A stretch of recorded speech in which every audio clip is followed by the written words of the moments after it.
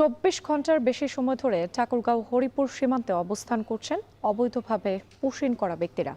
BGB বলছে সীমান্ত দিয়ে অবৈধ পুশিন ঠেকাতে কঠোর অবস্থানে তারা। এ নিয়ে আরো জানাতে ঠাকুরগাঁও থেকে যুক্ত হচ্ছেন নাহিদ রেজা। নাহিদ, আজকে সীমান্ত পরিস্থিতি কেমন দেখতে পাচ্ছেন?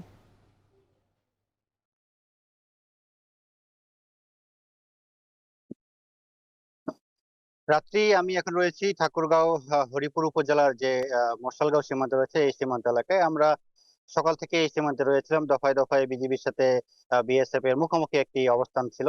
আমরা আহ, যেহেতু গতকালকে এই সন্ধ্যার ভোর রাত্রে এই পুশিনের ঘটনা ঘটেছে, তারপর থেকে বিজিবি কিন্তু সতর্ক অবস্থানে রয়েছে। বিজিবি এর আগে স্থানীয় ক্যাম্প কমান্ডারের অধীনে কিন্তু ফ্ল্যাগ পতাকা বৈঠক করা হয়েছিল। এর পরবর্তী সেটি শুরু না হয়ে আজকে ব্যাটালিয়ন পর্যায়ে কিন্তু এখানে পতাকা বৈঠক করা হয়েছিল। পতাকা বৈঠকের পরেও আমাদেরকে দিনাজপুর বিজিবি যে অধিনায়ক রয়েছে তিনি যে বিষয়টি জানিয়েছেন যে ব্যাটালিয়ন পর্যায়েও পতাকা বৈঠকের পরেও কোনো সুরাহা তারা পাননি এখন পর্যন্ত। যে 11 জনকে পুশিং করা হয়েছিল সেই 11 জন কিন্তু এখন পর্যন্ত শূন্য রেখায় কিন্তু সেখানে অবস্থান করছেন।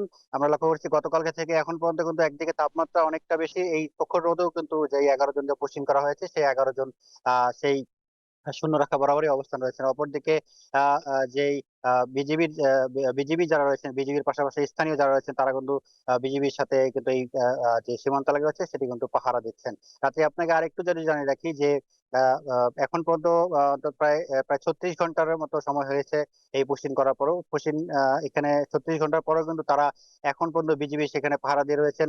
কোনোভাবেই বিজিবি বলছেন যে কোনোভাবেই অবৈধভাবে কাউকে অবৈধভাবে বাংলাদেশে প্রবেশ করতে দেওয়া হবে না। অপরদিকে যে আপনাকে আরেকটু জানিয়ে রাখি যে গতকাল ভোর 6টার দিকে ভোর 3:30টার দিকে কিন্তু এই পুশিনের ঘটনা ঘটেছে। তো বিজিবি পক্ষ থেকে বলা হচ্ছে তারা সর্বোপরি কঠোর অবস্থানে রয়েছেন, গ্রামবাসীও তাদের সঙ্গে এখানে পাহারা দিচ্ছেন। রাত্রি এই ছিল আমার কাছে। সীমান্ত দিয়ে অবৈধ পুশিন ঠেকাতে কঠোর অবস্থানে বিজিবি। এ নিয়ে বিস্তারিত জানাচ্ছিলেন নাহিদ রেজা।